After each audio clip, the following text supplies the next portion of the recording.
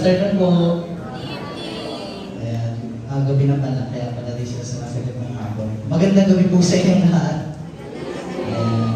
And tunay po na napakabuti ng ating Diyos na dinako niya po rin tayo sa lugar po rito upang sambahin po siya, pasalamatan at takilain po sa ating pong mga buhay. Tulad po na naging panalangin para po sa atin na pinagpala po tayo dahil meron po tayong pagkakataon na at kalayaan na makapakinig, makaawit ng salita po ng Panginoon.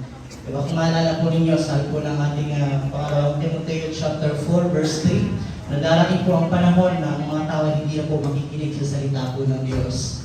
Kaya po, ang bawat isang nandarito ay pagpalain po kayo ng Panginoon sa inyong pong pagparito na walang ibang kadahilanan kundi ang makinig po ng salita po ng Panginoon. Amen po ba? Amen. And ngayon, sa gabi pong ito, ako po'y nagpapasalamat at buong nagpapakumbaba sa harapan po ng Panginoon sa pagkakataon ho na mabigyan ng makapagbahagi ng kanya pong mga salita sa inyo ngayong gabi. And bagamat wala po ang ilan po natin mga kasamahan, tayo po ay ipagpapatuloy po natin yung ating pong pag-aaral patungkol po sa kung gaano po katapat ang Diyos sa ating mga buhay.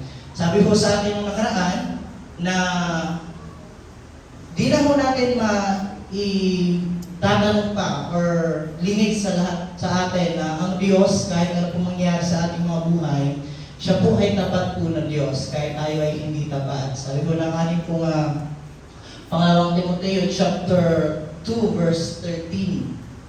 Kaso ayaw po mag-next.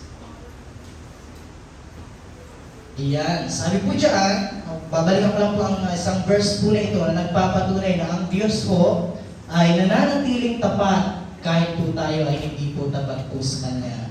Sabi sa Tagalog, babasahin po sa inyo, kung tayo ay hindi tapat, siya ay nananatiling tapat pa rin sapagkat hindi niya maaaring itakwil ang kanyang sarili. So sa isang verse pa lamang po na iyan ay makikita at mapapatunayan po natin kung sino at ano po ang Diyos sa buhay po natin.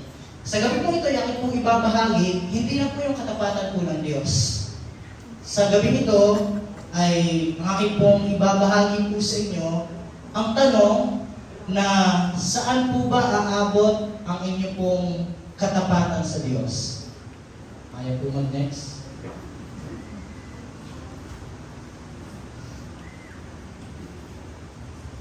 Okay, pa-next na lang po.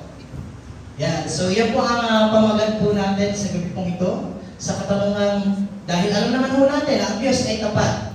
So, sa atin na lang mga sarili, sa gabi ito, tatanungin mo natin hanggang saan aabot ang ating pong katapatan sa Diyos. Kapag kung maalala po ninyo, papalitan na lang po, ayaw po eh. So, wala. Ayan. So, kung maalala po ninyo ang ating pong napag-aralan ng nakaraan, yung apat po na magkakaibigan na kahit po sinubok po ang kanilang pong faith sa Lord ay hindi po sila nag-compromise sa kung anong pinapagawa sa kanila, kung ano po ang panawagan po sa kanila, kahit po ang mga matataas na opisyal po ang nag-uutos po sa kanila. And ngayon, sa bawat isa po sa atin, ay napaalala po sa atin na ang ating po bang katapatan ay nasusukat lang po ba ito kung ang panahon ay masaya? Kung ang panahon ay okay? Ang panahon ay pabor sa atin?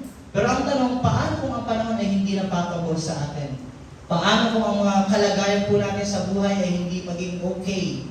Paano kung ang ating pong pinagdadaanan ay hindi lang po masaya? Mananatili ka po bang tapat po sa Diyos? So, bago natin talakayin pa sa ating pong pagpapatuloy ang hindi po natin pagiging tapat, atin po muna balikan kung ano po ang kahulugan ng faithfulness na ating pong pinag-aaralan. So, maaari po bang sabayan po sa pagbabasa? Faithfulness means being loyal, obedient, and consistent in our relationship with God regardless of our situation.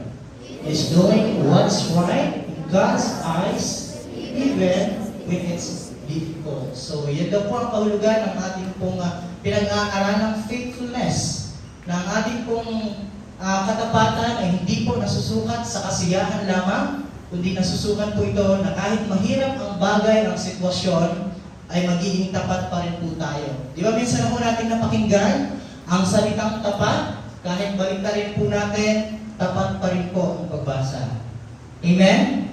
Kaya sa taong may Kristo sa buhay, sinasabi mo na may totoong relasyon po sa Diyos, kahit baliktarin man ang mundo, kahit anumang pagdaanan sa buhay po niya, ay mananatiling tapat pa rin po yan siya. And tulad na binanggit ko po sa inyo, hindi po natin pag-aaralan kung gaano po katapat po ang Diyos sa gabi po ito. Kasi alam na alam po natin na talagang ang Diyos po natin ay tapat kahit hindi po tayo maging tapat. Kahit ang sitwasyon po natin, kahit ang panahon po natin ay hindi maganda o maayos o hindi sumang-ayon po sa atin, ang Diyos po natin ay manatiling tapat. Kaya sa gabi po ito, ang ating pong pagbubulay-bulayan ay kung paano ang tao ay hindi po nagiging tapat po sa Diyos. Ay mula po sa kwento po ng mga Israelites, so pinili pong kwento ay kilalang kilala, alam na alam po ninyo para hindi po natin pag-iwanan yung iba na marahil bago pa lang. No? Kaya ang aking pong piniling kwento ay kwento po ng mga Israelites mula po sa Exodus chapter 32. So kung ating pong babasahin yung context po na napakahaba, kaya 3 verses lang po ang pinili ko para po hindi ko tayo tumagal. So sige po, basahin po natin, passage po natin, dito po sa screen natin. 1, 2, 3, go! He took what they handed him and made it into an idol cast in the shape of a cup, fashioning it with a tool. Then they said, "These are your gods, Israel, who brought you out of Egypt." Verse 5 and 6. When Aaron saw this, he built an altar in front of the calf and announced, "Tomorrow there will be a festival to the Lord." So the next day, the people rose early and sacrificed burnt offerings and presented fellowship offerings. Afterward, they sat down to eat and drink and got up to indulge in revelry. Sa Tagalog po, kinuha ni Aaron ang mga hikaw at binunaw, binuhos niya sa isang hulmahan at ginawang hugis na guya. Pagkayari, sinabi nila, "Israel, narito ang Diyos mo naglabas sa iyo sa Ehipto." Nang ito ay makita ni Aaron, gumawa siya ng altar sa harap nito at sinabi sa mga tao, "Ipagbilis na natin bukas si Yahweh."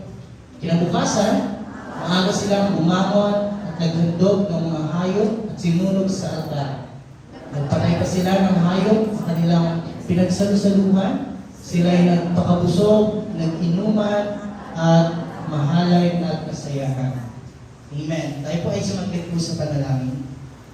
Aming amang dakila po sa lahat, Diyos ng mga Diyos, may-ari ng aming mga buhay, at may hawak po nito.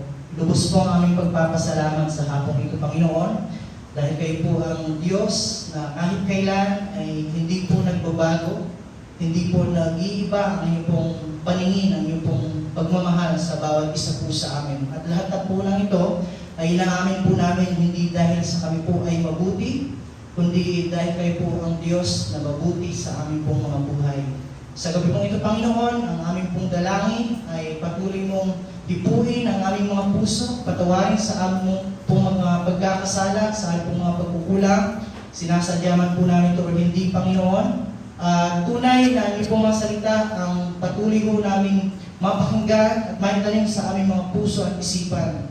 Bigyan mo lamang po kami, Panginoon, ang sapat po na pangunawa sa tulong po ng iyong banal na Espiritu Santo, na ang bawat isa ay hindi po masasayang pagparito kundi tanggapin ang pagpapala na nagmumula po sa inyo. Salamat po, Ama. Ito po ang aming dalangin sa pangalan ni Jesus. Amen. Muli ho, isang pinagpalang gabi po sa inyong lahat. Pamahali po bang batiin nyo na po ang inyong pong mga gabi ng isang pinagpalang gabi.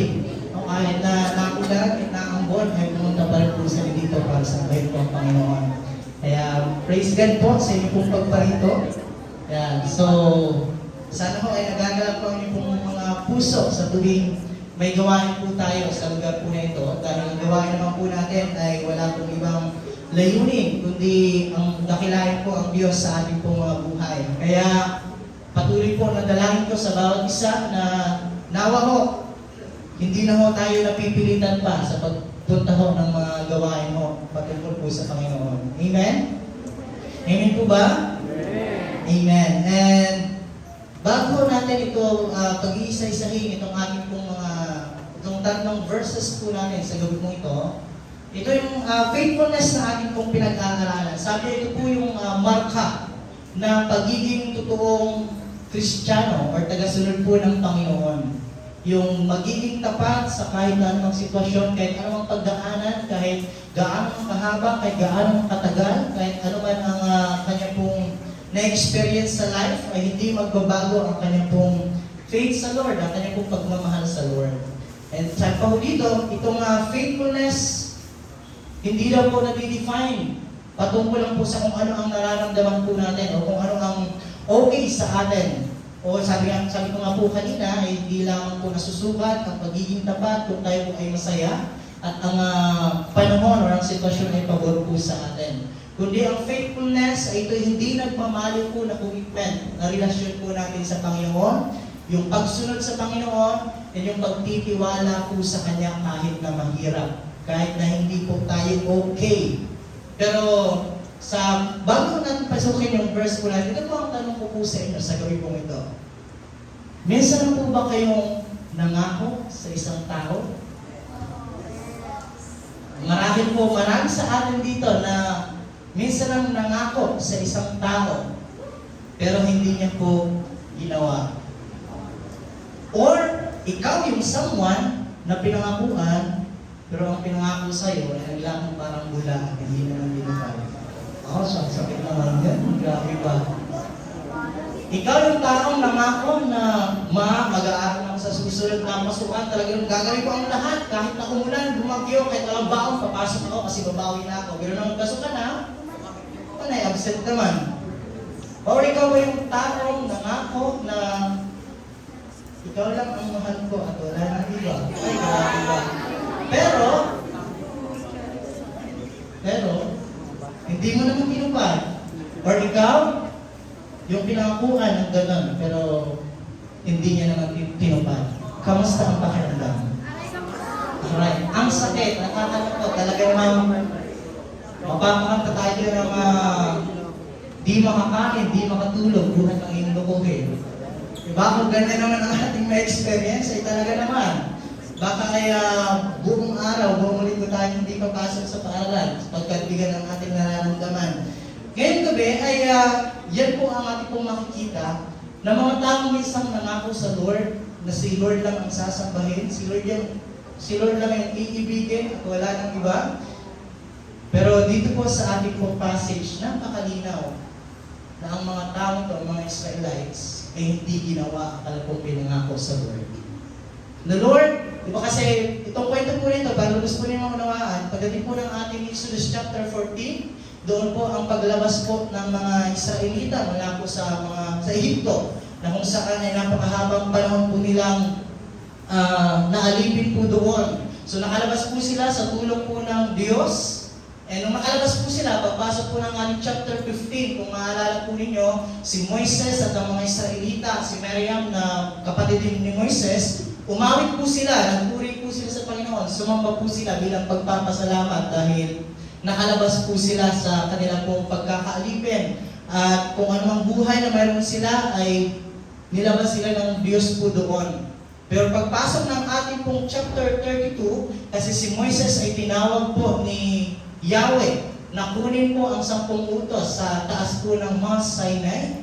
So 40 days po and 40 nights na nandun po si Moises. Ngayon, ano po ang ginawa ng mga Israelita? Sabi po ng ating verse 1, napakatagal naman ni Moises. Kaya sabi diyan, while Moses, na nasa taas po siya, nakikipag-usap, niig sa Diyos dahil po tatanggapin niya po yung 10 utos na ibibigay po sa kanya ni Yahweh. Ito pong mga Israelites ay gumawa po sila ng Diyos-Diyosan. Naalala niyo po ba yung kwento? So, naniniwala ko na alam po niyan. So, itong mga Israelites na niligtas ni Lord, binigyan ng pagkain ni Lord, sinamahan ni Lord, pina-experience ng napakaraming himala, kahit sa mga mahirap na sitwasyon sa kanilang mga buhay, mula sa kanilang pagtawid, hindi pa sa pagtawid, mula pa doon sa pagpapa-experience ni Lord ng 10 Diba? Yung 10 na doon sa makalaban po nila. So, yung salot. Pero sila hindi nila na-experience po yun. And pinalabas sila doon sa dagat na malalim, na malapad, na malawak. Pero nakatawid po sila doon na wala pong tubig. Diba? Maalala po ninyo ang kwento po na iyan. Pero, tumalikod pa rin po sila sa Diyos at gumawa ng sarili po nilang Diyos. Diba napakasakit sa pakiramdam na pinangakuhan pero hindi naman tinupad? Ba, ang sweet pa talaga ng pangako. Ang dami pa naman sinabi. Kaya sabi ng pangako, kahit bituin ay aking aabutin. Ayun, abutin nyo, yung mga bituin na yan. Bibigay ko sa iyo at kahit na karagatan ay aking tatawirin. May pangkanta pa tayo. Diba? Ganun ka-sweet yung mga pangako. Pero nung nakakita ng maganda, agoy, biglang naglapag parang bula. Diba? Masyado na po ba akong mapanakit? Hindi pa naman. Kaya, parang mamaya. Diba? Pero ito po mga Israelites, tingnan mo natin. Sa sobrang dami mo na, milyon po yan, na nag-worship po, tumalikod po sa Diyos. Pero kung babalikan po natin, atras po tayo ng counting chapter, ito pang inutos po sa kalan ni Yahweh kay Moises. Sinabi ni Lord kay Moses, pinay-version po ito. Umakyat ka sa bundok at isama mo sina Aaron, si Nadab, si Abihu at yung 70 sa mga leaders ng Israel. Malayo pa kayo, mag-worship na kayo sa akin. So sino po ang nagsabi po niyan sa kanila, kay Moises? At sa mga leaders sa libi ng mga Israel. E napakalinaw, pero pagpasok po ng ating chapter 32, sila po ay nainip po sa Lord, nainip po sa paghahantay po kay Moises dahil hindi pa bumabalik dahil sa nandun pa po siya sa taas po ng Mount Sinai. Kaya sa kwento pong ito, ang point number 1 po natin sa kung paano ang tao minsan ay hindi po nagiging tapat sa ating relasyon sa Panginoon, hindi nakakapaghintay. Yan. So, patience breeds unfaithfulness. So, ang ating pong hindi po minsan paghahantay ay nagbubunga ho ng hindi po natin pagiging tapat sa ating relasyon po sa Panginoon. Kaya, huwag na natin tanungin ang kaliwa at nasa kanan po natin. Ang atin na lang pong mga sarili. Tayo po ba ang taong kaya maghintay? Or tayo ang taong mainipin? Itong mga Israelites, ang kanilang pong isa sa katangian po na mayroon po sila, mga mainipin po sila. Hindi po marunong maghintay. Yan po ang ating verse 1. Sabi ng matagal, si Moises sa bundok. Ang mga Israelita ay lumapit kay Aaron. Si Aaron, alam po natin, kapatid po yan ni Moises. Yan po ang naging katuwang ni Moises. Kasi sabi ni Moises, nung siya po ay tinawag ni Lord, Lord, hindi ako bagay na mag-lead sa mga Israelita kasi hindi ako marunong magsalita.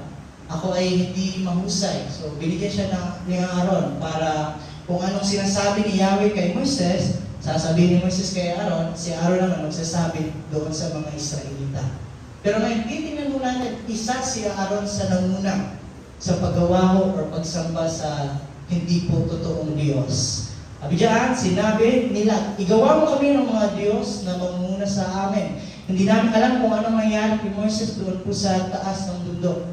Kaya, igawa mo na kami. Kaya kung makikita mo natin, ito pong kalagayan po nila, 40 days. So, lagpas 1 buwan po ang kanilang pag-aantay po kay Moises kasi hindi pa siya bumabalik. At nainip na po sila, maliwanag po diyan sa ating pong verse 1. Kaya nagbunga po iyon na hindi po nila pagiging tapat sa Diyos. Kasi unang-una pa, yung nilalaman po ng ating pong 10 utos, yun po sana ang ibibigay po sa kanila. Hindi, nabigay na kasi yung ating pong, yung 10 utos, ay makikita po natin sa chapter po iyon. Sa chapter po? Okay, sa chapter 20, itong si Moises ay pangalawang balik na ito. Kasi, di ba? So ngayon, titingnan mo natin na ang 10 utos, pagpasok po ng ating sa isang utos, yung first, si Lord lang yung una, at pangalawa, huwag kayong gagawa ng ibang Diyos. Pero dito, ito po ang hindi pagtupad po nila dahil po nainip na po sila. So ngayon, Bagamat itong mga Israelita na ito ay nakaranas ng napakaraming pong himala mula po sa Diyos, nakaranas po ng napakaraming kabutihan na mula po sa Diyos, sila po ay dineliver ni Lord mula sa pagkakaalipin, naka-experience ng napakaraming na, sabi diyan, the plagues, parting of the Red Sea, and yung mana na wala po silang ginawa, at wala po silang makain kasi nga po nasa disyerto po sila. Pero prinobide po ni Lord po yan lahat. Pero dito nakita mo natin, sila po ay naging mainiping mga tao.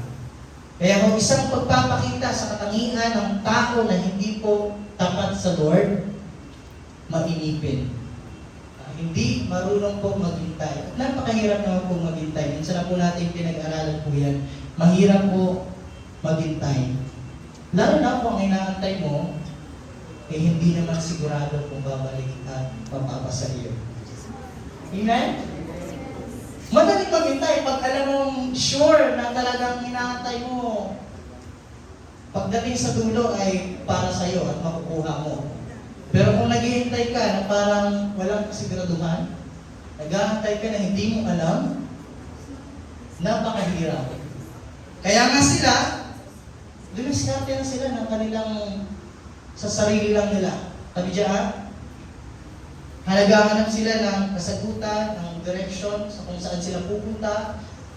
Pero ano pong ginawa nila, hindi po sila naghantay sa kung anong sasabihin ni Moises sa mula sa sinasabi po ni Lord. Kaya sabi diyan, ngayon, ano po ang ginawa nila? Kinontrol po nila kung ano po ang gustong mangyari nila sa pong mga buhay. Kaya kung makikita ko natin, yan po ang ginawa ko nila. Kung pasok na nga in verse 4, kinuha ni Aaron ang mga hikaw, kung mga gold, and tinunaw, ibinuhos niya sa isang hulmangan, ginawang hugis na guya, at pagkaya sinabi nila, Israel, narito ang Diyos naglabas sa iyo mula sa Egypto. So, isang kahangalan ang ginawa mo nila sa Lord, sapagkat maliwanag naman sa mga nakaraang verses o sa mga nakaraang chapter na si Yahweh ang nagligtas po sa kanila. Pero dito, ang paglapastangan ho doon sa Diyos na totoo, sa Diyos na tunay, ay tingnan mo niya kung saan po nila binigay yung papuri mo dito sa ating pong chapter 32. Doon sa ginawa ko nila, sa diskarte na mayroon po sila. Kasi nga hindi po sila nakapaguntay. Kaya sa gabi ito, ang tanong po sa inyo, tayo po ba ay sumusunod sa kung ano po ang nais ng Diyos? O tayo na lang ang lumidiskarte sa ating pong mga buhay para masunod po ano ang gusto po natin? Saan po tayo doon?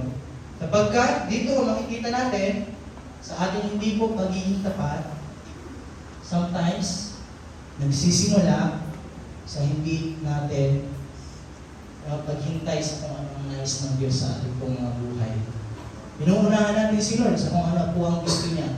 And gumagawa tayo ng sarili nating mga idol sa kung saan tayo convenient, kung saan tayo mas okay, sa kung saan tayo hindi mahihirapan. Kasi alam mo natin ng mga Israelites, takot din po sila na walang maglilid po sa kanila kasi alam mo nilang maraming kalaban ang nakapalibot po sa kanila. Kaya nga sila, ito nagtayo po sila ng Diyos na sabi nila mamumuna sa kanila and magiging kung tatanggol po sa kanila. Sa atin ngayon, ang tanong sa bawat isa po sa atin, tayo po ba ay gumagawa rin ng mga idol po natin or tayo po ay sumusunod sa kung ano po ang gusto ng Diyos sa ating pong mga buhay. So ano po bang pinag-uusapan po natin idol dyan? Sabi ko dito, ang idol sa atin ngayon ay hindi lang naman patungkol doon sa kung ano ang ninuluran mo nating mga larawan, kundi ang mga bagay na mas nauuna po natin kaysa sa Lord. Isipin mo natin, ano ba ang mga bagay sa ating mga buhay na mas nauuna pa po natin isipin, bigyan ng pansin, bigyan ng oras kaysa kay Lord. Yan po ang tinatawag po natin idol. Yan po papasok ang ating point number 2 sa gawin po ito. Unfaithfulness always. Huwag dyan, pakibasa ko ng malakas. Faithfulness always replaces God with idols. Again, yung idol ko na ating pinag-uusapan po dito, hindi lang sa mga larawan na ating pong nakikita sa ibang simbahan, kundi ang mga bagay na mas nauuna pa po sa kay Lord. Tingnan po natin itong ating pong verse 4. Yan po ang naging idol po nila mismo, yung physical na Diyos na ginawa mo nila. Yung buyak, at ito po ang sinabi mo nila, Israel, narito ang Diyos mong naglabas sa iyo sa Egypto. Kahit hindi naman yan ang Diyos. Ikita ko natin kung paano ang paglabas tangan mo nila ay napaka-linaw na tumalikod po sila sa Lord. Ito yung mga bagay na ginawa ko nito, tinuna po nila. Makikita rin po natin, mapapansin po natin na ito po ay galing sa Egypto. Bukod sa alam po natin na ang mga Israelites ay galing sa Egypto at ang lugar din pong Egypto ay sumasamba sa napakaraming Diyosan. At dito sa kanila, sabi ng Israelites, may physical idol. Ito nga pong buyaw na kanila pong hinulma. At saan nagmula po ang mga bagay mo na yun? Kung mapapansin po natin, mula yon doon sa lugar na kanila pong pinanggalingan. Kaya ano pong pagpapaalala, nais pong ipaalala sa verse po na ito sa atin, minsan sa ating pong mga buhay, magiging hindi mo tapat tayo pag binabalikan po natin ang mga bagay ng mga tao na nagmula sa ating pong lumang buhay. Amen? Yung isang taong pinaiwanan sa iyo, sabi iwanan, pero binalikan mo pa rin. Yung bagay na kung saan doon kaniligtas ni Lord, pero binalikan mo pa rin. At ginawa mo pa rin ang ayaw ni Lord. O yung minsan mo nang tinalikuran, pero binalikan mo pa rin. Hindi tayo magiging tapat sa ating relasyon kay Lord kung may babalikan tayong bagay o tao na mula sa ating pong lumang buhay.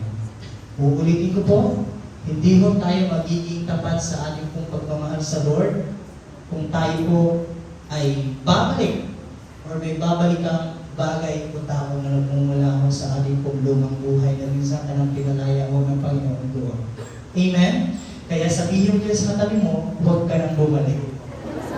Huwag ka nang bumalik, masasaktan ka lang talaga. Huwag ka nang bumalik, masasaktan ka lang pag bumalik ka pa.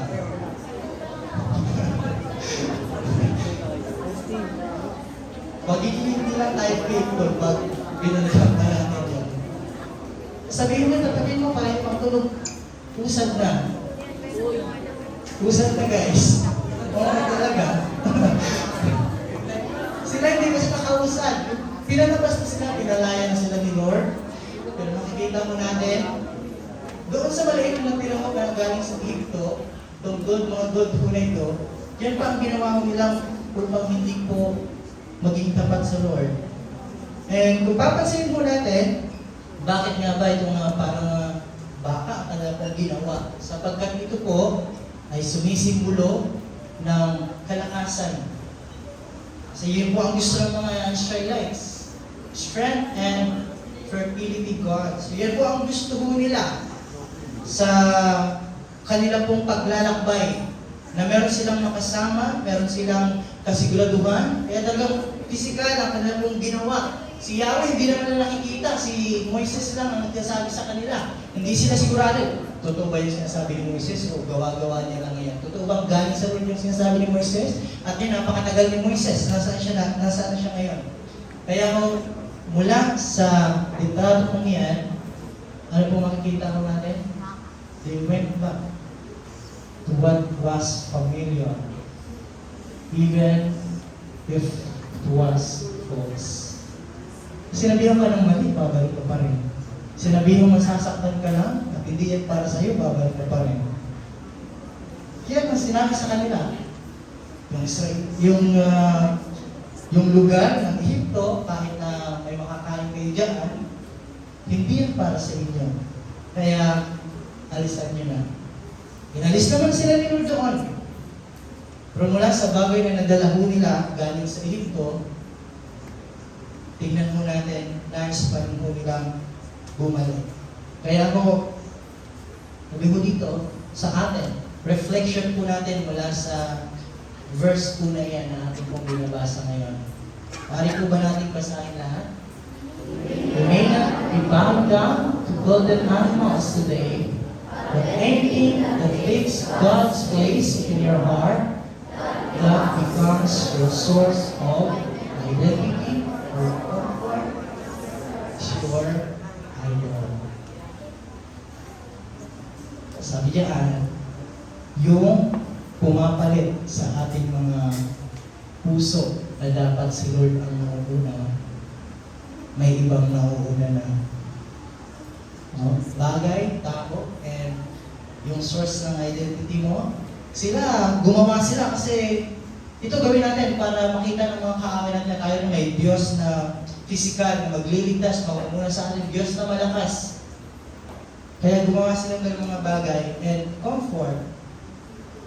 Kayo lang nakakaalam yan. Pero minsan, hindi minsan, yan ang totoo.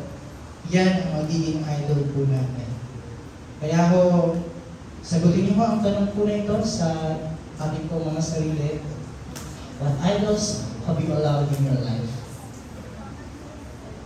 Siya, yung tao, bagay, trabaho, ano, ang magiging idol po natin. Kaya sa ating po pagpapatuloy, ito po ang isang tanong po sa atin. Would you remain faithful even when God asks to surrender something you deeply love? Di natin mabitawan, di natin maiwan. Mahal natin eh. Doon tayo nasanay. Pag iniwan na tayo, ay wala na tayo matakyat gabi-gabi niyan. Doon tayo nasanay eh. Pag sinurrender natin kay Lord yan, magiging sad na ulit po tayo. Pero ang tanong, kahit magiging sad ka, hindi naman yan makakabuti sa'yo. Kaya bang surrender sa Lord para lang may pakita ang katapatan mo sa Kanya? Siyempre hindi. Pero yan ang hamon sa atin yung gabi. Kahit mahal mo, kahit sanay ka na diyan na nakuha yung identity, yung comfort mo, pero kung nauuna, si Lord diyan, ngayong gabi, sinasabi ni Lord, bitawan mo para maging faithful ka sa Kanya. Amen? Amen. Kaya kung makikita ko natin ang salita rin, maraming tao sa Biblia ang nagpakita rin ng kanila pong katapatan po sa Lord, na minsan sumuko ng bagay na mahalaga sa kanila. Bagay na mahal po nila. So sa daming tao na nandun sa Biblia, isa lang po yung pinili ko, yung kilala ulit po ninyo, yung alam po ulit ninyo, ang tao pong ito. Sino po yan? Si Isaac at sino yan? Si Pablo yan? Sino yan? Alam naman po pala. Si Abraham. Diba? Yan naman po ang kanya pong pinag-praise sa Lord. Hindi po siya masaya, nagkaanak po siya kasi sobrang haba ng panahon. And ngayon, babawin ni Lord, papabigay po ni Lord. Pero makikita mo natin, binigay niya po ba or hindi? Binigay niya po kahit na hindi po convenient po sa kanya ang bagay po nito. Yan po ang kanya pong naging answered prayer po kay Lord, pero yung babawin po ni Lord. So isang pagpapakita sa ating pong pagiging faithful sa Lord, ay may kailangan taong bagay o tao na kasanayan na ibigay sa Lord para may pakita ang ating pong katapatan po sa Kanya. Sapagkat kung hindi po natin ibigay o bitawan ang mga bagay po na yan po ang maglilid po sa atin. Bukod sa hindi po tayo magiging tapat sa Lord, yan din po ang magiging way para mamuhay po tayo hindi po maganda. Sabi diyan, ang faithfulness, saan daw po napupunta? Sa mga salanang pamumuhay. Yan po ang ating pong verse 5 and 6. Wait, number 3 agad Usagad Okay, verse 5 and 6. Makikita ko natin, naging mainipit sila, kaya hindi sila naging tapat kay Lord. At point number 2, sige nga ako, anong point number 2 natin? Yung inalisan mo natin point. Point number 1, naging mainipit sila, kaya hindi sila naging tapat sa Lord. Naging napakita natin sa pagiging mainipit, ay nagiging unfaithful po tayo. And, pangalawa, yung mga bagay na nauuna kaysa kay Lord, kung pinabalik natin kay Lord, yun din po ang way para hindi tayo maging tapat sa ating relasyon kay Lord. And, pangatlo, pag ang mga bagay na pinapabitawan sa atin na hindi natin kayang mabitawan at babalik at binabalik-balikan pa rin natin, minsan yan ang maglilid po sa atin para mamuhay po nang hindi po naayon po sa Lord. Kaya ito po ang ginawa ko nila. Sa ating pong verse 5 and 6, sa last verses po sa gabi pong ito, basahin po natin. And Aaron saw this, he built an altar in front of the calf and announced, tomorrow there will be a festival to the Lord. So the next day, the people rose early and sacrificed burnt offerings and presented fellowship offerings. Afterward, they sat down to eat and drink and got up to indulge in revelry. So, sa Tagalog, sabi diyan, nang ito'y makita ni Aaron, gumawa siya ng altar sa harap nito at sinabi sa mga tao, so napakaliwanag po na ang kanila pong plano sa susunod po ng araw ay hindi po ang pagpupuri po sa Diyos, kundi ang pagpupuri po at pagdakila sa Diyos na kanila pong ginawa. So, verse 6 po natin. Kinabukasan, maaga silang bumangon at naghandog ng mga hayop. Sinunog sa altar. Ipatay kasi ng hayop, kanilang pinagsalusaluhan, sila'y nagpakabusog, nag-inuman, at mahalay na nagpasayahan. So diyan, nire-remind tayo sa verse na yan, hindi lahat ng masaya ay makakabuti sa atin. Amen? Sila, sobrang saya po nila. Ayan, nagsikainan po sila, nag-inuman, party-party po sila, napakasaya. Pero hindi tama ang kanilang mong ginawa. And yung salitang revelry, kung titingnan po natin sa Hebrew word po niya, yan po ang meaning po nun. Wild, immoral behavior, similar to partying, drunkenness, and sexual immorality. So, yan po ang kanilang pong ginawa sa harap. Yun po ang kanilang nangyari po sa kanila, doon po sa kanila pong pagsamba sa Diyos na kanilang pong ginawa. Kaya po, hindi po natin pwedeng sabihin, dito ako kasi masaya dito. Ang tanong, yan ba ay makakabuti sa'yo? Masaya man yan or malungkot o masasaktan ka na. Pero ang tanong, ito po ba'y makakalugod sa Lord? Makapagbigay ng pagpupuri sa Lord? O makakapagbigay lang ng pagpupuri sa sarili mo? Dahil nasunod ang gusto mo.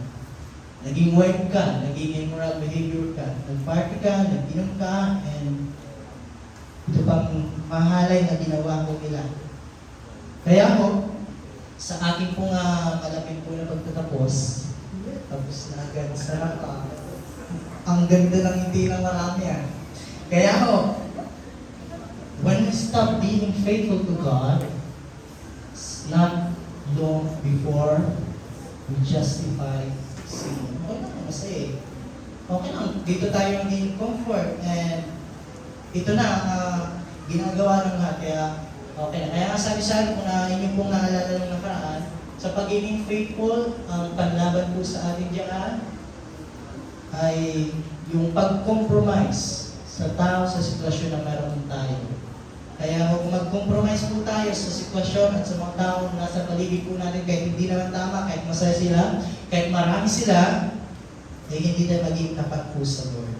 Kaya ho, we pretend we're so okay with God, but our lifestyle tells the truth. Ano po ba ang uri ng pamumuhay na meron po tayo?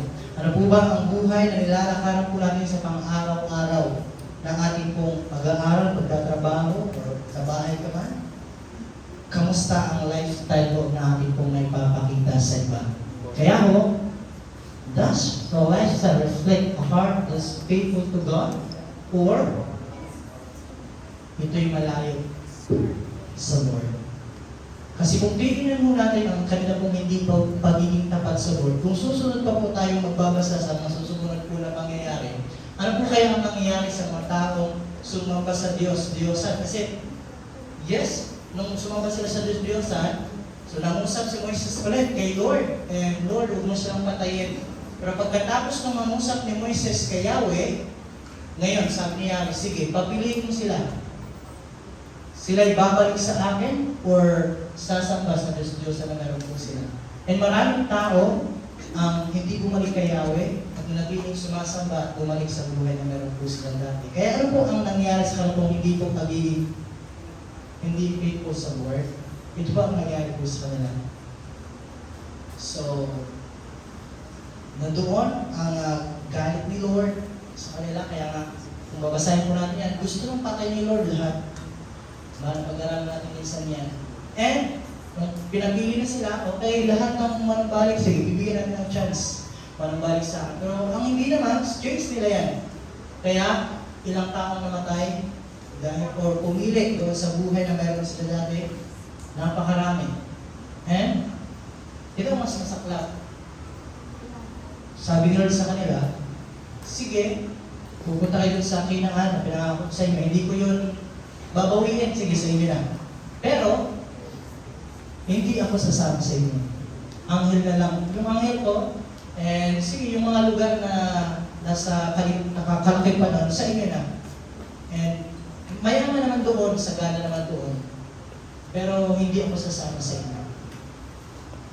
Kaya sa ating hindi pagiging faithful sa Lord, hindi natin ma-experience yung presence ng Lord sa ating pong mga buhay. Kaya kung minsan man, na-experience natin sa Lord na parang, Lord, bakit napakalayo mo? At parang hindi kita maramdaman? Ang tanong, faithful ka ba sa relasyon mo kay Lord? O faithful ka na sa iba? Saan ka Lord? And yun, napakaawan ng si Moises na sumunod. Kaya sagot pong ito, sa ating pong pagkatapos, si Lord naman sa bawat isang po sa atin, nais ko pong sabihin po sa inyo, si Lord hindi naman po siya naghahanap po ng perfect po na tao. Ang hinahanap po ni Lord ay isang faithful na tao. Amen? Kaya ang naging title po natin, saan po ba aabot yung iyong katapatan sa Lord? Yes, naging faithful ka kasi masaya. Ikaw, walang problema. Pumapabaw sa iyo ang sitwasyon. Nandun yung comfort. Nandun yung masaya ka at parang walang problema. Kaya faithful ka sa paglilingkod mo sa iyong pagmamahal sa Lord. Pero nung minsan ay nawalan ka naman sa buhay, minsan kang hindi na-appreciate sa iyong ginagawa, sa iyong pag-aaral, sa iyong pagtatrabaho, ang tanong, maging faithful ka pa rin po ba sa iyong relasyon po sa Lord?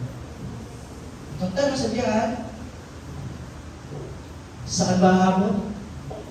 Will you be faithful? When it's comfortable? Or pangalawa, basahin po ninyo. Stay faithful. Even the lessons for the day.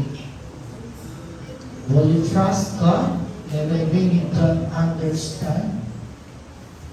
Kaya po ba natin maging tapat kahit ang mga bagay na yan ay siyang ating pong maranasan? Kasi yan po, sa huling araw na ating pong pagharap sa Lord, ang itatanong at sasabihin po sa ating ni Lord, hindi, perfect ka ba? Hindi ka ba nag-isala doon? Hindi po ganun ang tanong ni Lord. Ang sasabihin sa atin ay, well done, good and faithful servant. Yan ang sasabihin po sa ating ni Lord. Kaya sa gabi ito, tatapusin ko ang aking pong share po sa inyo, sharing po sa inyo, preaching po. Tatapusin ko sa isang kwento. Ang kwento po na ito ay kwento po ng aking pong teacher ng grade 5, ni Sir Berino Laurentijo, ang pangalan ng teacher ito. So, Filipino subject po siya. Ito po naging asyinan niyo pong kwento. Isa ko ng kwento po sa inyo ito. So, pangalan natin ang isang tao, si Mang Juan. Si Mang Juan ay napakatagal ng manggagawa sa kanyang boss Mahusay siya gumawa ng bahay. Magaganda, matitibay ang kanya pong ginagawang bahay. So, sa sobrang haba na ng panahon ng kanya pong pagtatrabaho sa boss po niya, minsan po siyang nagkaroon ng kaisipan, sobrang haba na ng panahon ng aking paglilingkod sa boss ko, pero parang napansin ko, hindi niya pa ako nabibigyan ng bonus, ng regalo. Pag may Pasko, pag may birthday ako.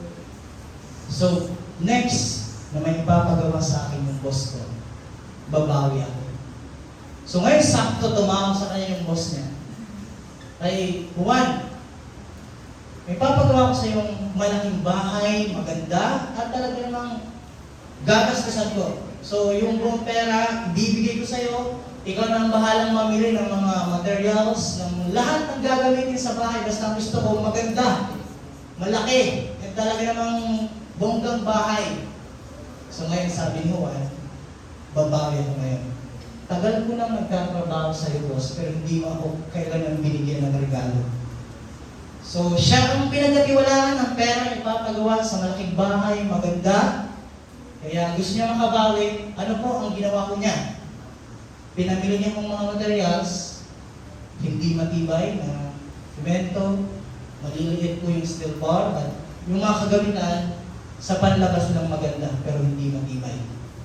So, sa madaling salita, nagawa niya ang napakagandang bahay malaki. Tulad niyang nasa larawan ko na yan. Napakaganda. So, dahil tapos na, tinawagan yung boss niya ngayon. Boss, tapos na yung bahay. Napakagandang, napalaki. Talaga naman matutuwa ka dito, boss. Excited pa po siyang ibalita sa boss niya. Okay, sige. Ngayon, yung boss, sinabi sa kanya, ako rin, meron akong hinandang party kasi alam ko malapit na matapos yung bahay at alam ko maganda kasi ikaw yung gumawa at matibay yan. So nagpa-party po ang boss at ang nasa party na ko, nagsalita po ang boss. May dalang susi ng bahay.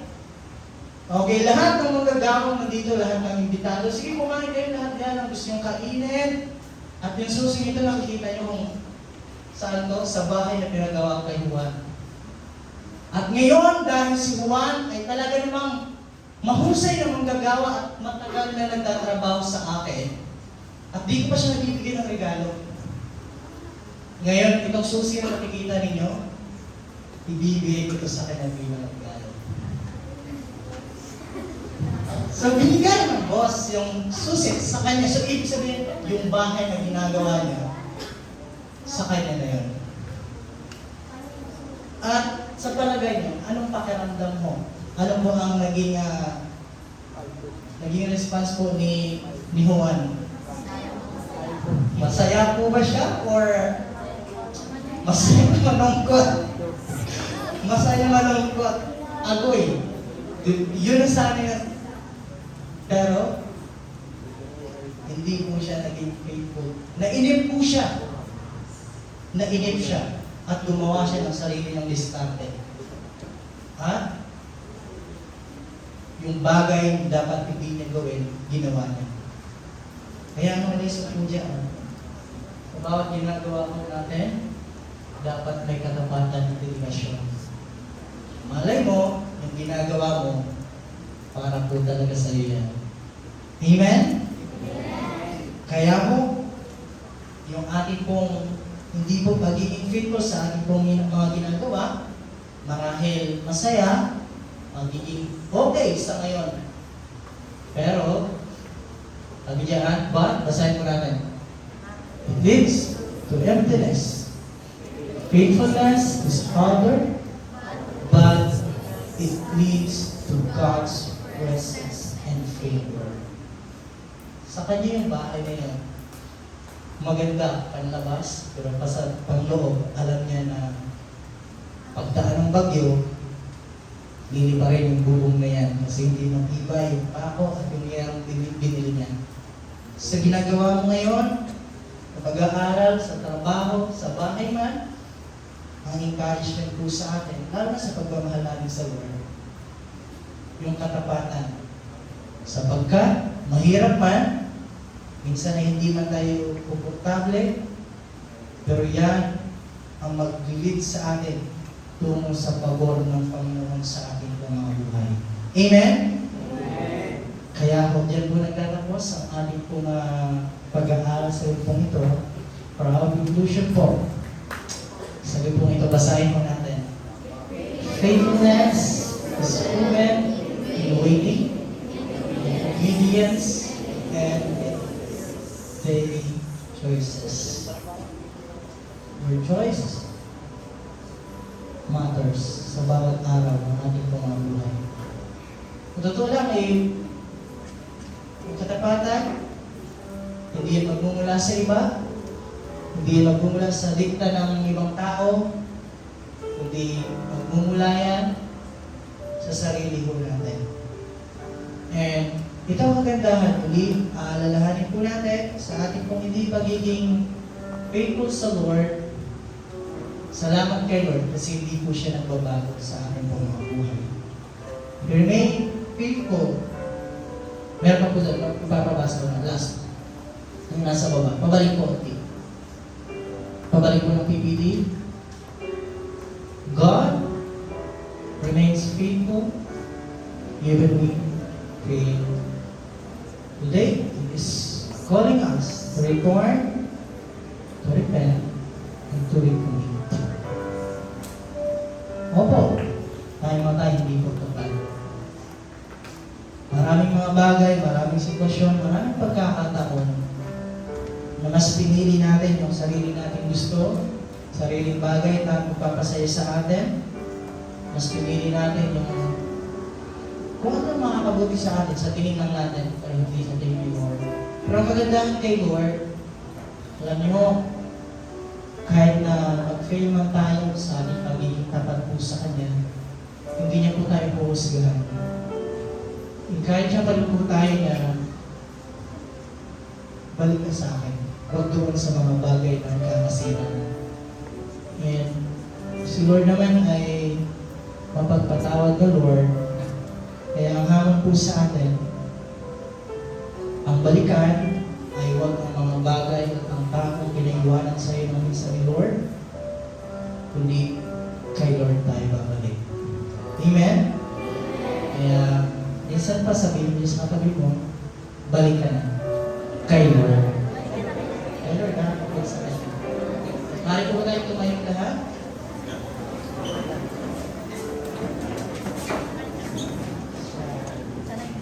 Pwede po ba tawagan ang ating music team at kung natin yung hindi na lang nagtulang. Guys, sa gabi ito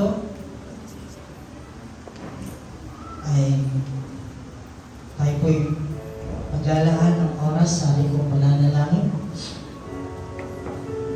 So, aminin man natin sa hindi, tayo po'y hindi tapat sa ating pong relasyon sa Lord, sa ating pong mga ginagawa, sa ating pong buhay. Nainipin po tayo, ay sumusunod, gumagawa na tayo ng sarili ng diskarte sa ating pong buhay. At ngayon po,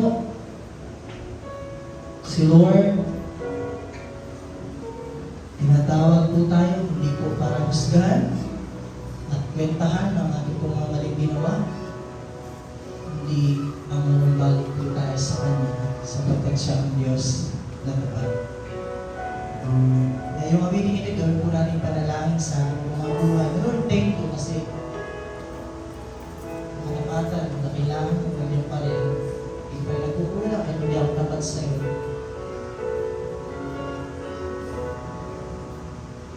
Thank you, Lord. Ang tunay, Lord, na patuloy ko mangusap sa aming mga puso. Salamat sa katapatan mo kahit yan po'y hindi tapat, Panginoon. Thank you, Lord. Thank you, Jesus. That your love, your Holy Spirit, pour out our heart tonight, Lord. Thank you, Jesus.